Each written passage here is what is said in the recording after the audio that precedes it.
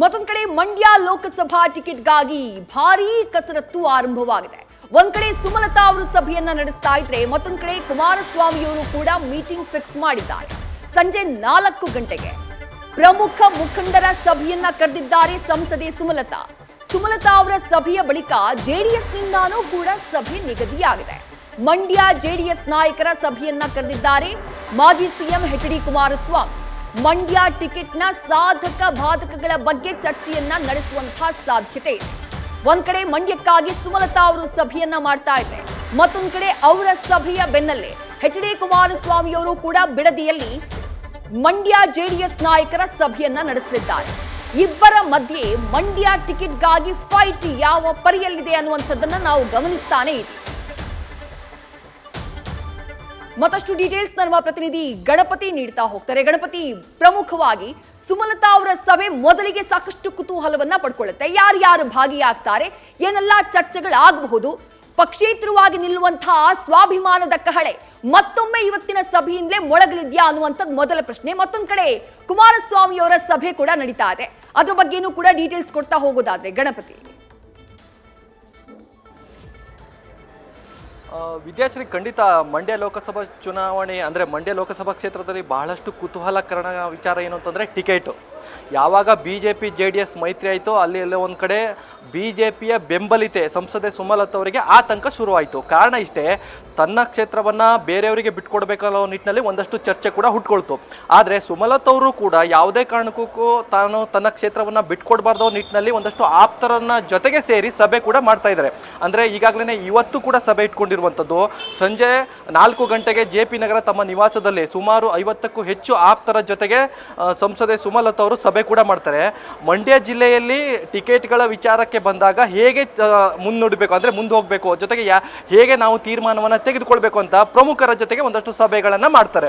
ಪ್ರಮುಖವಾಗಿ ನಾವು ಗಮನಿಸೋದಾದ್ರೆ ಸಂಸದೆ ಸುಮಲತಾ ಅವರು ಈಗಾಗಲೇ BJP ಹೈಕಮಾಂಡ್ ನಾಯಕರನ್ನು ಕೂಡ ಭೇಟಿಯಾಗಿ ಒಂದು ಸುತ್ತಿನ ಮಾತುಕತೆ ಕೂಡ ಮಾಡಿರುವಂಥದ್ದು. ಈ ನಿಟ್ಟಿನಲ್ಲಿ ತಮ್ಮ ನಿವಾಸದಲ್ಲಿ ಇವತ್ತು 2ನೇ ಸಭೆ, ಈ ಹಿಂದೆ ಕೂಡ ಸಭೆ ಕೂಡ ಮಾಡಿದ್ರು, ಇವತ್ತು ಕೂಡ ಸಭೆ ಕೂಡ ಮಾಡ್ತಾ ಇದ್ದಾರೆ. ಪ್ರಮುಖವಾಗಿ 8 ವಿಧಾನಸಭಾ ಕ್ಷೇತ್ರ ಬರುತ್ತೆ. ಈ 8 ವಿಧಾನಸಭಾ ಕ್ಷೇತ್ರದ ಪ್ರಮುಖರು ಈ ಇವತ್ತಿನ ಸಭೆಯಲ್ಲಿ ಹಾಜರಾಗ್ತಾರೆ. ಪ್ರಮುಖವಾಗಿ ಇಲ್ಲಿ ಗಮನಿಸಬೇಕಾದ್ರೆ ಸಂಸದೆ ಸುಮಲತಾ ಅವರು ಜೊತೆಗೆ ಏನು ಸಚ್ಚಿದಾನಂದ ನಡುವೆ ಒಂದಷ್ಟು ಅಸಮಾಧಾನ ಉಂಟಾಗಿದೆ. ಎಲ್ಲೋ ಒಂದು ಕಡೆ ಅವರ ಇಬ್ಬರ ನಡುವೆ ಅಸಮಾಧಾನ ಉಂಟಾಗಿರುವ ಹಿನ್ನೆಲೆಯಲ್ಲಿ ಒಗ್ಗೂಡಿಸಬೇಕು ಅನ್ನೋ ನಿಟ್ಟಿನಲ್ಲಿ ಒಂದಷ್ಟು ನಾಯಕರು ಇವತ್ತು ಸೇರ್ತಾ ಇದ್ದಾರೆ ಅನ್ನೋದು ಕೂಡ ಮಾಹಿತಿ ಇದೆ. ಇದರ ಜೊತೆಗೆ ಈಗಾಗಲೇ ಕುಮಾರಸ್ವಾಮಿ ಅವರು ಕೂಡ ಎಲ್ಲೋ ಒಂದು ಕಡೆ JDSಗೆ ಮಂಡ್ಯ ಟಿಕೆಟ್ ಸಿಗುತ್ತೆ ಅನ್ನೋದು ಕೂಡ ಚರ್ಚೆ ಮಾಡ್ತಾ ಇದ್ದಾರೆ. ಹೈಕಮಾಂಡ್ ನಾಯಕರು ಕೂಡ ಅವರು ಕೂಡ ಭೇಟಿಯಾದ ಹಿನ್ನೆಲೆಯಲ್ಲಿ ಆತಂಕ ಕೂಡ ಸುಮಲತಾ ಅವರಿಗೆ ಇರುವಂತಹ ಹಿನ್ನೆಲೆಯಲ್ಲಿ ಆಪ್ತರ ಜೊತೆಗೆ ಹೇಗೆ ಇರಬೇಕು, ಮುಂದೋಗ್ಬೇಕು ಅಂತ ಒಂದಷ್ಟು ಸಾಧಕ ಬಾಧಕ ವಿಚಾರಗಳು ಕೂಡ ಚರ್ಚೆ ಮಾಡ್ತಾರೆ. ಇನ್ನು ಮತ್ತೊಂದು ಕಡೆ ಗಮನಿಸೋದಾದ್ರೆ ಮಂಡ್ಯ ಜಿಲ್ಲೆಯ ಒಂದಷ್ಟು BJP ಜೊತೆಗೆ JDS ನಾಯಕರು ಅಂದ್ರೆ JDS ನಾಯಕರ ಜೊತೆಗೆ ಕುಮಾರಸ್ವಾಮಿ ಅವರು ಕೂಡ ಇವತ್ತು ಬಿಡದಿ ನಿವಾಸದಲ್ಲೂ ಕೂಡ ಒಂದಷ್ಟು ಸಭೆ ಕೂಡ ಮಾಡ್ತಾರೆ. ಅಲ್ಲೂ ಕೂಡ ಒಂದಷ್ಟು ಸಾಧಕ ಬಾಧಕಗಳು ಕೂಡ ಚರ್ಚೆ ಆಗುತ್ತೆ. ಯಾಕಂತಂದ್ರೆ ಈಗಾಗಲೇ BJP ಜೊತೆಗೆ JDS ಮೈತ್ರಿ ಆದ ಬಳಿಕ ಒಂದು 3-4 ಕ್ಷೇತ್ರಗಳು ತಮಗೆ ಬೇಕೇ ಬೇಕು ಅಂತ ಪಟ್ಟು ಕೂಡ ಹಿಡಿದಿರುವಂಥದ್ದು. ಆ ನಿಟ್ಟಿನಲ್ಲಿ ಹಾಸನ ಇರ್ಬೋದು, ಕೋಲಾರ ಇರ್ಬೋದು, ಮಂಡ್ಯ ಲೋಕಸಭಾ ಕ್ಷೇತ್ರವೂ ಕೂಡ ಈಗಾಗಲೇ JDSನವರು ಟವಲ್ ಆಗಿ ಕೂತಿದ್ದಾರೆ. ಮುಂದಿನ ದಿನಗಳಲ್ಲಿ ಇದೇ ಕ್ಷೇತ್ರದಲ್ಲಿ ನೇರವಾಗಿ JDS ಸ್ಪರ್ಧಿಸುತ್ತಾ ಅಂದ್ರೆ NDA ಮೈತ್ರಿಕೂಟದ ಜೊತೆಯಾಗಿ JDS ಏನಾದರೂ ಕೂಡ ಸ್ಪರ್ಧೆ ಮಾಡುತ್ತಾ, ಇಲ್ಲ ಅಂತಂದ್ರೆ ನೇರವಾಗಿ ಸುಮಲತಾ ಅವ್ರಿಗೆ ಏನಾದ್ರು ಕೂಡ ಅವಕಾಶ ಸಿಗುತ್ತಾ, ಕೊನೆ ಕ್ಷಣದಲ್ಲೂ ಕೂಡ ಒಂದಷ್ಟು ಕುತೂಹಲ ಇರುವ ಹಿನ್ನೆಲೆಯಲ್ಲಿ ಕುಮಾರಸ್ವಾಮಿ ಅವರು ಇವತ್ತು ತಮ್ಮ ಬಿಡದಿ ನಿವಾಸದಲ್ಲಿ ಸಂಜೆ 6 ಗಂಟೆಗೆ JDS ಮುಖಂಡರ ಜೊತೆಗೆ ಒಂದಷ್ಟು ಸಭೆ ಕೂಡ ಮಾಡ್ತಾರೆ.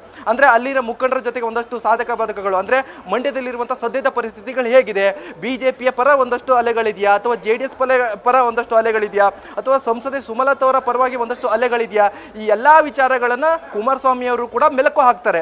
ಪ್ರಮುಖವಾಗಿ ಇಲ್ಲಿ ಗಮನಿಸಬೇಕಾದ್ರೆ ನೋಡಿ, BJP ಹೈಕಮಾಂಡ್ ನಾಯಕರು ಯಾರಿಗೆ ಅಂತ ಟಿಕೆಟ್ ಇದುವರೆಗೂ ಕೂಡ ಘೋಷಣೆ ಆಗಿಲ್ಲ.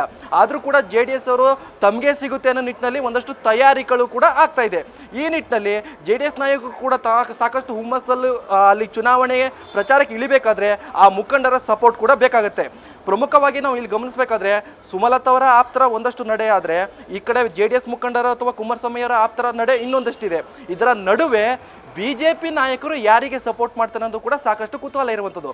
ಯಾಕಂತಂದರೆ ಮಂಡ್ಯ ಜಿಲ್ಲೆಯಲ್ಲಿ ಈ ಬಾರಿ ಅಂದರೆ ವಿಧಾನಸಭಾ ಕ್ಷೇತ್ರದಲ್ಲಿ ಸಾಕಷ್ಟು ಏನು BJP ನಾಯಕರು ಪಕ್ಷ ಸಂಘಟನೆಯಲ್ಲಿ ಇರ್ಬೋದು, ಜೊತೆಗೆ ವೋಟ್ ಕ್ರೋಢೀಕರಣ ಮಾಡಿರುವಂಥ ವಿಚಾರ ಇರ್ಬೋದು, ಸಾಕಷ್ಟು BJPಯ ಭದ್ರಕೋಟೆಯ ನಿಟ್ಟಿನಲ್ಲಿ ಒಂದಷ್ಟು ಚರ್ಚೆ ಕೂಡ ಆಗ್ತಾ ಇತ್ತು.